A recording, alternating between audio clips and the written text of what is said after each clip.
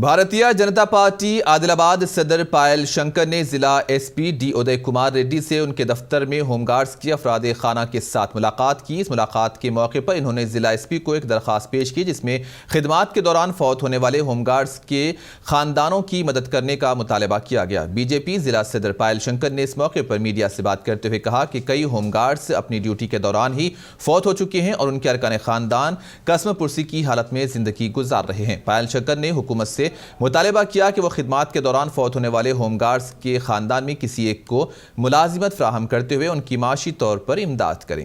ఆదిలాబాద్ జిల్లాలో హోంగార్డుగా దాదాపు 25-30 సంవత్సరాలు పనిచేసినటువంటి చాలామంది హోంగార్డులు విధి నిర్వహణలో వాళ్ళు చనిపోవడం జరిగింది.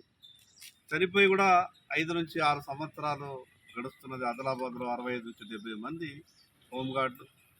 వాళ్లకు సంబంధించినటువంటి వాళ్ళు ఈరోజు ఆ కుటుంబాలన్నీ కూడా అనాథలుగా వాళ్ళు మిగిలిపోయారు.